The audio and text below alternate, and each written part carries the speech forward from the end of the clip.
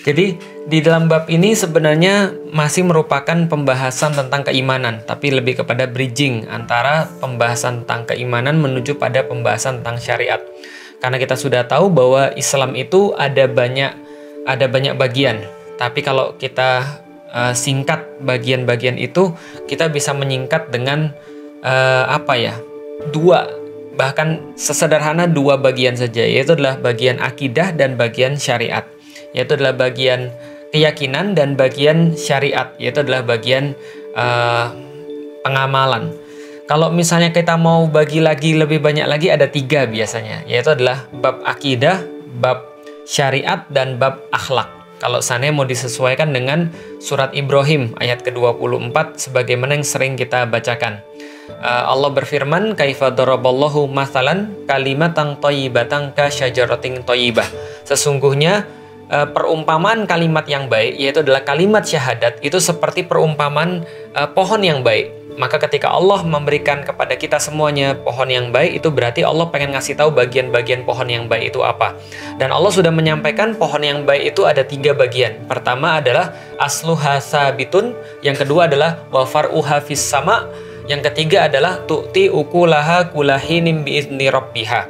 Yang pertama adalah akar yang kuat, yang kedua adalah pokok atau cabang-cabang yang mengarah ke udara, dan yang ketiga adalah buah-buahan yang bisa dinikmati setiap waktunya. Maka itu pun bersesuaian dengan surat Al-Baqarah yang kita juga sering baca. Di dalam surat Al-Baqarah ayat yang pertama adalah Alif Lam Mim, yang Allah pasti lebih tahu maksudnya apa. Tapi ayat yang keduanya berbunyi Dzalikal kitabu la raiba fi hudal lil muttaqin. Kitab ini tidak ada keraguan di dalamnya, petunjuk bagi orang-orang yang bertakwa.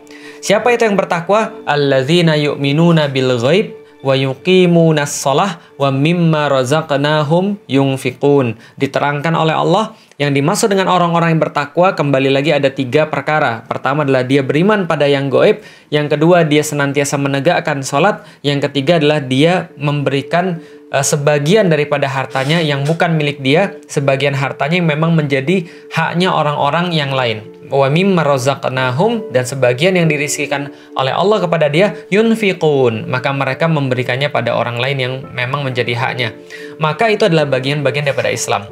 Nah, bahasan kita pada bab ini, The True Syahadah ini adalah untuk menjadi sebuah bridging antara bab akidah atau bab akar dengan bab pengamalan atau bab-bab yang ada di atasnya.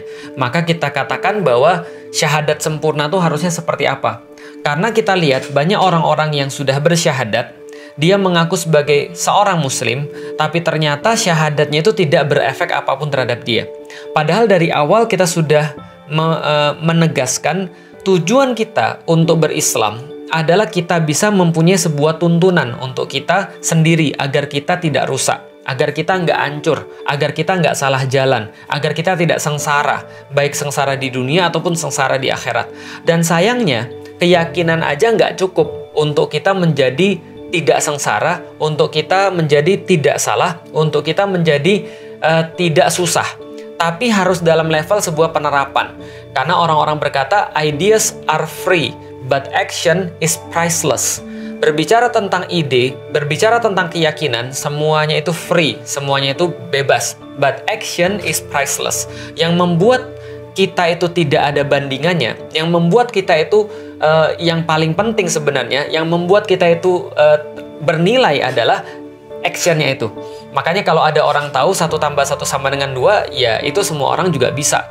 Tapi sampai pada tataran dia action, ini yang kemudian priceless. Ini yang kemudian sangat penting sekali di dalam kehidupan kita. Nah, karena itulah kita bahas kemarin, kalau misalnya kita boleh review dari awal teman-teman sekalian, kenapa kita membahas tentang perkara akidah? Karena kita tahu tidak mungkin bisa masuk ke dalam action kalau orang itu tidak yakin. Bahkan kalau orang itu tidak yakin sama sekali, dia nggak akan pernah action seumur hidupnya. Contoh misalnya, kalau kita bandingkan ya, antara orang yang dia punya ibu yang sangat dia sayangi, dia cintai banget, ibunya itu perlu duit sekitar 100 juta untuk bisa sembuh. Dibandingkan dia cuma perlu 100 juta untuk beli barang-barang gadget-gadget yang baru. Kira-kira yang mana dia yang lebih semangat? Tentu dia akan lebih semangat mencari 100 juta buat ibunya yang lagi sakit. Kenapa? Karena why-nya lebih kuat. Why, ini sudah kita bahas, adalah wilayah akidah. Ini adalah wilayah pemikiran. Ini adalah wilayah goib, wilayah akar kalau kita andaikan dengan pohon tadi. Berarti kalau kita bicara tentang keyakinan, keyakinan inilah yang nanti akan berpengaruh terhadap aktivitas. Sebaliknya, kalau keyakinannya nggak ada, aktivitasnya juga biasanya nggak ada. Maka orang-orang malas itu bisa jadi dia tidak ada motivasi, atau tidak ada keyakinan, atau yang kedua, dia nggak tahu caranya. Tapi kebanyakan orang malas itu karena dia tidak tahu why, kenapa saya harus melakukan ini. Contohnya di dalam Islam, ada orang muslim tapi dia nggak mau sholat. Ini berarti ada masalah dengan why-nya. Ketika dia muslim tapi dia nggak mau misalnya melakukan perintah-perintah Allah, berarti ini ada yang salah pada why-nya. Ketika dia muslim tapi ketika orang muslim ngomong tentang syariat dia ngegas. Ada orang lain ngomong tentang komunisme dia malah baik-baik saja, dia malah santai-santai aja. Nah, ini ada permasalahan pada why, pada akidahnya. Nah, yang kita ingin bahas pada hari ini teman-teman sekalian adalah setelah kita punya keyakinan, bagaimana ini bisa disambungkan pada satu aktivitas. Karena yang menyebabkan seseorang menjadi muslim itu bukan hanya keyakinan, tapi juga aktivitasnya. Walaupun betul ketika seseorang sudah bersyahadat, maka otomatis dia jadi seorang muslim. Tapi sesempurnanya dia menjadi seorang muslim itu ditandai dengan aktivitas. Maka Rasulullah SAW itu mengingatkan kepada kita bahwasanya ketika seseorang sudah bersyahadat, memang dia sudah menjadi seorang muslim. Tapi Rasulullah mengingatkan, al-muslimu man salimal muslimun min lisanih wal yadih. Seorang muslim itu akan menjadi seorang muslim yang sempurna apabila dia sudah bisa untuk melindungi orang yang lain, melindungi muslim yang lain daripada lisan dan daripada kejahatan tangannya. Kalau zaman sekarang kita mikir kalau lisan doang mungkin bisa dijaga, tapi kenapa tangan itu kemudian juga dijaga? Iya, karena bisa jadi dia mukul orang, bisa jadi dia menyakiti orang, ngambil hak orang, itu kan dengan tangannya kebanyakan. Atau zaman sekarang dia ngetik komen-komen negatif. Nah, itu adalah termasuk tidak menyelamatkan kehormatan muslim yang lain. Maka kita ulangi lagi bahwa seorang muslim akan menjadi seorang muslim yang sempurna apabila dia bisa mengejawantahkan, mau bahas apa lagi itu, bisa untuk menjadikan keyakinannya untuk diekspresikan dalam bentuk perbuatan atau dalam bentuk amal. Inilah seorang muslim dan inilah yang pengen kita bahas. Karena kalau tidak dia yakin, kalau dia sudah yakin tapi tidak berefek pada perbuatan-perbuatannya, ini masih belum sempurna. Nah, kalau gitu teman-teman sekalian coba kita lihat. Banyak di Indonesia, banyak di negeri-negeri kaum muslimin, bahkan dimanapun kita lihat, orang-orang yang sudah muslim tapi ternyata tidak perform sebagai manusia. Dan kadang-kadang orang malah bilang, lihat tuh negeri-negeri yang bukan muslim. Kayak Jepang, mereka kok bisa lebih antri daripada kita. Mereka kok bisa lebih rapih daripada kita. Mereka kok bisa lebih rajin daripada kita. Pernah dengar kayak gitu? Pernah. Kita lihat lagi misalnya sebaliknya. Saya sendiri kadang sering ngeluh. Contoh misalnya ketika saya pergi umroh misalnya. Ketika saya pergi umroh, atau teman-teman yang pernah pergi umroh dan pergi ke Eropa misalnya. Dibandingkan antara negeri kaum muslimin, misalnya pas kita pergi umroh dengan negeri-negeri di Eropa, kira-kira imigrasinya lebih profesional yang mana? Gitu kan ya.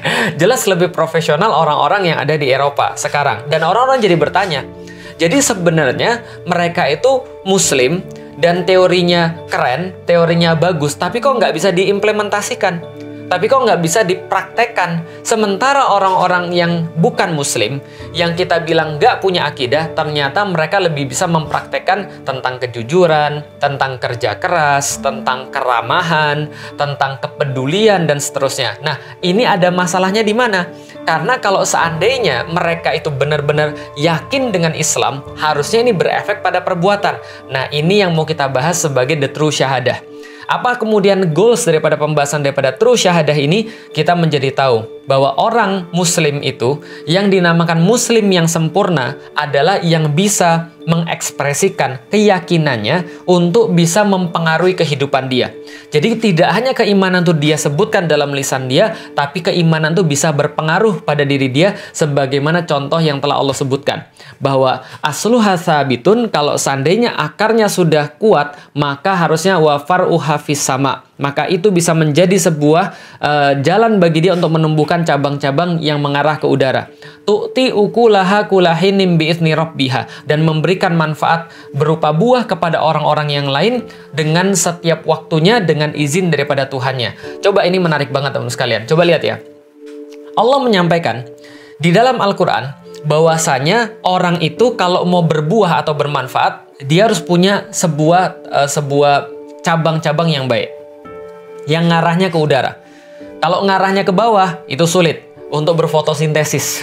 Kenapa? Karena daun nggak mungkin ngarah ke bawah dong. Daun pasti ngadepnya ke langit untuk bisa berfotosintesis. Setelah dia fotosintesis, dia buat kemudian energi, nyimpen energi, nimbun energi, lalu dijadikanlah buah untuk bisa dinikmati. Nah, kapan dia bisa buat buah itu? Kalau dia punya cabang-cabang yang mengarah ke langit. Nah, kenapa dia bisa punya cabang-cabang yang mengarah ke langit? Karena dia punya akar yang kuat menghujam ke tanah. Artinya, kalau Anda mau buah, Anda harus selesaikan dulu batangnya. Kalau Anda mau batang, Anda harus selesaikan dulu akarnya. Mungkin nggak tanaman itu punya buah yang baik, tapi dia nggak punya akar yang baik, dan dia nggak punya batang yang baik? Jawabannya mungkin. Karena di kenyataannya ada tabu lampot misalnya. Ada buah-buahan misalnya, contoh, kalau misalnya di hari-hari biasa ya, Anda punya pohon manggis atau pohon mangga atau pohon apapun, biasanya kalau Anda pernah lihat ada orang mukul-mukulin pohonnya pakai pisau, dikapak-kapain gitu supaya dia bisa berbuah katanya, itu betul. Dalam arti kalau pengen membuat tanaman tuh berbuah, itu menurut ilmu pertanian kita harus memberikan stres pada dia sehingga dia bisa berbuah. Makanya jomblo-jomblo itu yang harusnya berbuah, lalu kemudian nggak berbuah-buah, itu stres. Nggak ada sambungannya. Nggak, itu guyonan saja. Jadi pohon itu, kalau misalnya dikapak-kapak, dia jadi stres, dia jadi bisa berbuah. Nah, tapi setelah dia dikapak dan berbuah itu, dia stres, biasanya dia mati. Kalau tidak ditunjang dengan nutrisi yang baik. Artinya adalah apa? Bisa nggak pohon itu berbuah kalau akarnya nggak bagus atau batangnya nggak bagus? Bisa. Tapi setelah itu biasanya dia stres dan biasanya dia mati. Nah, sama kayak tabu lampot yang saya sering ceritakan, tanaman buah dalam pot. Itu akarnya kecil sekali, akarnya pendek sekali, akarnya nggak kuat, lalu batangnya cuma segitu-gitunya, tapi sudah disuruh untuk menanggung sebuah buah yang besar sekali. Maka apa yang terjadi? Dia harus punya kompensasi. Apa kompensasinya? Akarnya harus disiram terus dengan nutrisi untuk pembuahan, dan batangnya harus dikasih cagak, harus dikasih penyangga, maka dia baru bisa berbuah. Kalau tidak ada kompensasinya, maka dia nggak bisa berbuah. Ini adalah contoh yang nyata. Maka kalau kita lihat negeri-negeri yang bukan muslim, lalu mereka bisa punya satu hal atau dua hal atau beberapa hal yang kita lihat ini harusnya punya orang Islam. Dia jujur itu harusnya punya orang Islam. Dia rapi, harusnya rapi itu punya orang Islam. Dia kerja keras, punya etos kerja yang tinggi, harusnya ini punya orang Islam. Kenapa kemudian mereka bisa punya padahal akidahnya bukan Islam? Pasti ada kompensasi yang lain. Misal contoh nyata, Jepang itu sangat rapi, sangat bersih, sangat keren dalam hal disiplinnya. Tapi mereka nggak punya akidah, mereka nggak punya akar, maka ada kompensasinya. Apa kompensasinya? Permasalahan-permasalahan budaya, permasalahan-permasalahan sosial. Ada hikikomori di sana, orang-orang asosial yang kerjaannya main game, nikah sama bantal, lalu kemudian tidak mau makan, tidak mau bersosialisasi dan segala macamnya. Mereka nggak mau punya anak, maka populasi mereka menyusut. Apalagi misalnya pornografi sangat luar biasa. Itu salah satu contoh daripada ketika mereka mau baik, tapi mereka mengorbankan yang lain. Tapi bisa nggak? Bisa. Nah, tapi pertanyaannya kebalik. Kenapa orang-orang muslim ketika dia punya teori yang bagus, tapi tidak sampai seperti itu? Padahal harusnya dan sejarahnya begitu. Coba lihat orang-orang Arab. Orang-orang Jazirah Arab sebelum Muslim itu nggak bisa menyaingi peradaban siapapun. Tapi begitu diinstal Islam, dia langsung jadi yang terbaik.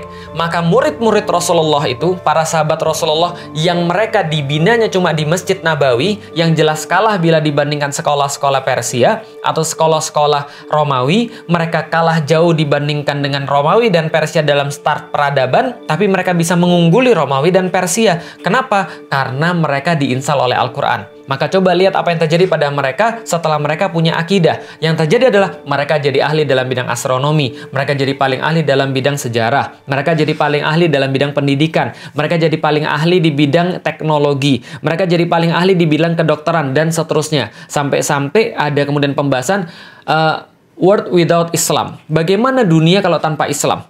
Ya hampir nggak ada yang melanjutkan peradaban-peradaban yang dibangun sebelumnya. Hampir tidak ada yang melanjutkan pengetahuan-pengetahuan yang dibangun oleh Yunani.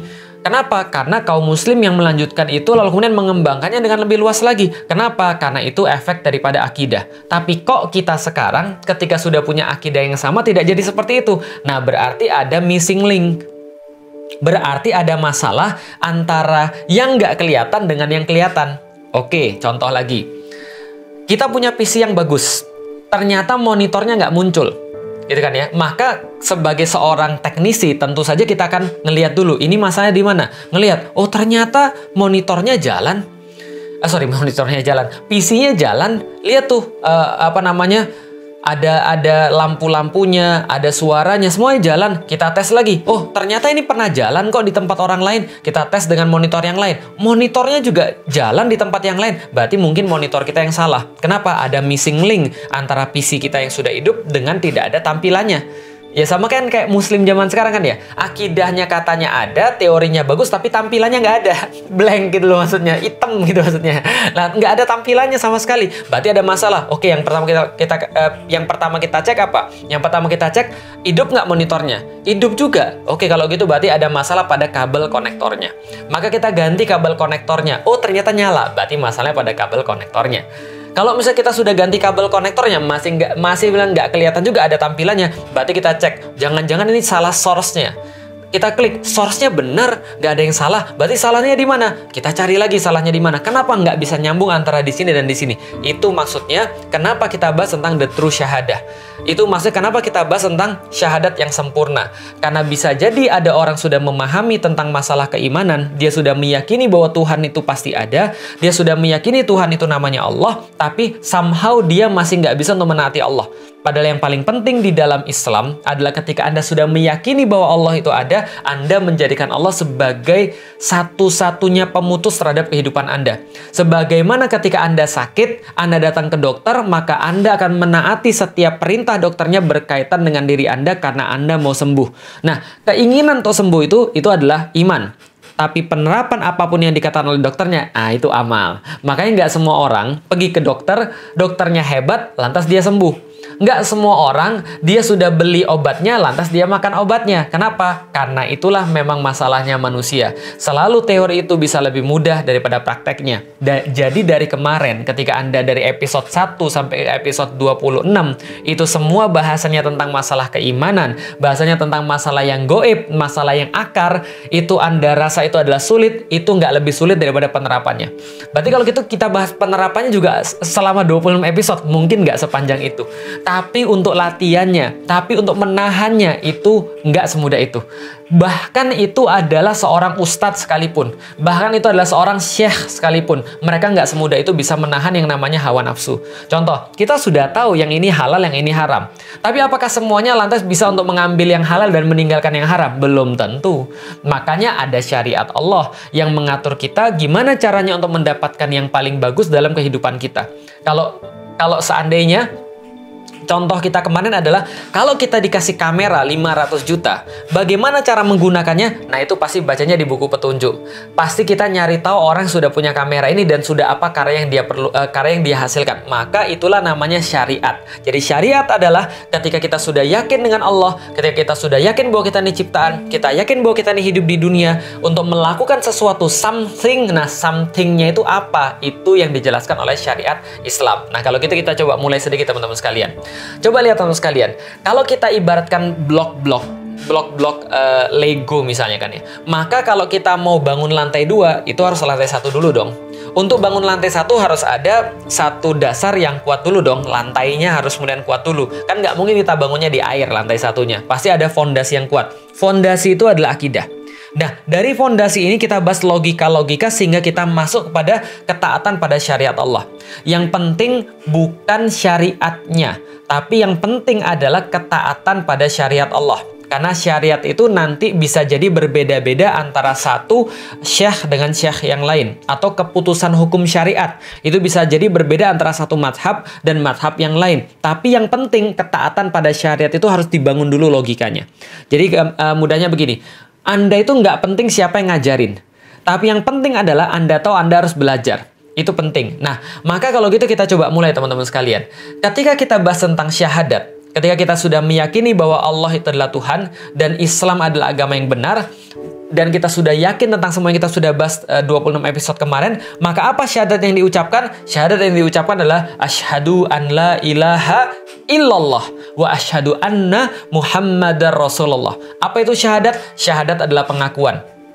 Syahadat adalah sebuah testimoni kalau dalam bahasa Latin. Syahadat adalah sebuah penegasan. Itu adalah syahadah. Saya menyaksikan, saya menegaskan, saya menyatakan. Itu juga syahadat. Ada yang bilang, Ustadz, syahadah itu kan asal katanya kan dari bahasa Arab.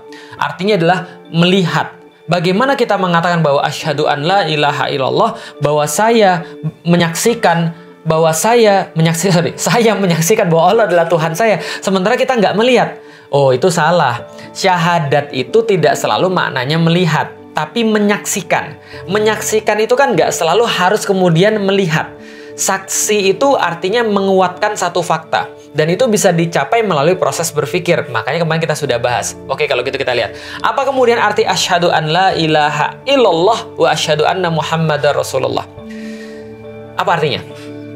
Saya bersaksi tiada Tuhan selain Allah, dan saya bersaksi bahwa Nabi Muhammad adalah utusan Allah. Itu jawaban anak-anak TK, SD, SMP, SMA yang biasanya dapat. Dan itu yang kita dapat kalau lagi ngeliatin teksnya azan. Pas asyhadu an la ilaha illallah, tulisan bawahnya, tiada Tuhan selain, saya bersaksi bahwa tiada Tuhan selain Allah. Itu kan tulisannya kan ya. Apakah benar artinya adalah tiada Tuhan selain Allah dan Nabi Muhammad adalah utusan Allah? Jawabannya adalah kurang tepat. Kok kurang tepat?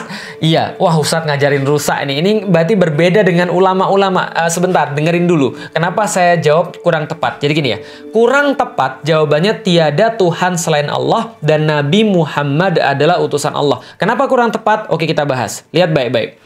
Asyhadu artinya adalah saya bersaksi. Tidak ada keraguan, tidak ada kesalahan. Oke. An la ilaha illallah. Bahwasanya la ilah, tiada ilah, kita nggak usah artiin dulu, tiada ilah illallah, kecuali Allah. Di sini permasalahan kurang tepatnya. Kenapa permasalahannya di situ? Karena ilah itu artinya bukan Tuhan saja, artinya ada sesuatu yang lain. Kenapa bisa gitu? Coba lihat. Nih, suatu hari teman-teman sekalian, ada seorang Quraisy diutus sama kaumnya untuk mendatangi Rasulullah Shallallahu Alaihi Wasallam ketika Rasulullah mau pergi untuk berhaji. Jadi pergi untuk berhaji, lalu kemudian sebelum nyampe ke Mekah, kira-kira beberapa belas kilometer dari Mekah, sudah hampir nyampe, padahal mereka sudah 15 hari berjalan, mereka di stop dan persekusi mudahnya. Mereka nggak boleh masuk ke Mekah, dan kemudian dikirimlah ahli negosiasi namanya Suhail bin Amru. Suhail bin Amru ini orang yang sangat jenius sekali dalam hal negosiasi. Kepercayaan orang-orang Arab Quraisy. Diutuslah yang paling keren kepada Rasulullah Shallallahu Alaihi Wasallam. Kemudian disitulah diputuskan yang namanya Perjanjian Hudaybiyah. Kita sudah tahu isinya sangat tidak adil sekali menurut para sahabat pada zaman itu, tapi Rasulullah tetap menerimanya. Kenapa? Karena Rasulullah punya strategi yang lain. Nah, ketika kemudian Rasulullah mengajukan draft perjanjian yang isinya sudah sangat tidak adil itu, maka kemudian disinilah letak yang kita pengen bahas. Rasulullah mengatakan, Bismillahirrahmanirrahim. Ali bin Abu Thalib lagi nyatet. Ali, karena Rasulullah tidak bisa membaca dan tidak bisa menulis. Ali, tuliskan. Bismillahirrahmanirrahim. Ini perjanjian antara Muhammad Rasulullah dengan Suhail bin Amru daripada orang-orang Quraisy. Begitu mendengarkan kata-kata itu, maka Suhail bin Amru langsung bilang pada Rasulullah Muhammad, berhenti, jangan tuliskan Bismillahirrahmanirrahim. Kenapa? Tuliskan saja Bismika Allahumma. Tuliskan saja Bismika Allahumma. Apa bedanya antara Bismillahirrahmanirrahim dengan Bismika Allahumma? Bismillahirrahmanirrahim artinya adalah dengan nama Allah yang maha pengasih dan yang maha penyayang. Dan ini adalah wahyu. Sedangkan Bismika dengan nama engkau Allahumma, ya Allah. Berarti bedanya cuma dengan nama Allah yang maha pengasih dan maha penyayang dengan Bismika Allahumma dengan namamu ya Allah. Loh, Artinya sama aja. Betul, tapi satu wahyu, satu bukan. Makanya ditolak sama Suhail bin Amru. Dan Suhail bin Amru mengajukan perubahan kata-kata dengan sangat detail sekali. Karena dia nggak mau mengakui wahyu itu datang kepada Rasulullah SAW. Sampai kayak gitu. Bismika Allahumma. Yang kedua, ketika ditulis, ini adalah perjanjian dari Muhammad Rasulullah dengan Suhail bin Amru. Suhail bin Amru bilang, hapus kata-kata Muhammad Rasulullah. Kenapa? Karena kami tidak mengakui bahwa engkau adalah Nabi. Ganti jadi Muhammad bin Abdullah. Muhammad adalah anaknya Abdullah. Coba lihat ya, bagaimana Suhail bin Amru sangat-sangat teliti ingin mengubah diksi. Nah, jadi teringat pada zaman sekarang ya. Sudah jelas-jelas, sudah selesai pembahasannya itu tentang Pancasila, tapi masih diajukan perubahan-perubahan. Untuk apa? Kayaknya ada maksud di situ. Nah, itu berarti sama detailnya dengan orang-orang kafir Quraisy gitu kan. Nggak, kapan-kapan kita bahas. Oke, teman-teman sekalian. Tapi yang jelas apa yang kita bisa ambil di sini, Suhail bin Amru dan orang-orang Quraisy semuanya mengakui Allah. Kenapa? Karena mereka cuma mengganti Bismillahirrahmanirrahim dari wahyu menjadi sesuatu yang lain. Bismika Allahumma. Tapi Allahnya sama. Karena mereka mengakui Allah juga. Bukti yang kedua adalah Rasulullah SAW punya ayah namanya Abdullah. Abdullah artinya adalah abdinya Allah. Artinya hambanya Allah. Abdi asal kata abdun artinya hamba. Allah ya Allah. Berarti hambanya Allah. Berarti sebelum datang Rasulullah, itu mereka orang-orang Quraisy sudah tahu bahwa Allah itu ada. Berarti mereka nggak pernah menolak Allah, nggak pernah. Mereka nggak pernah nggak tahu Allah.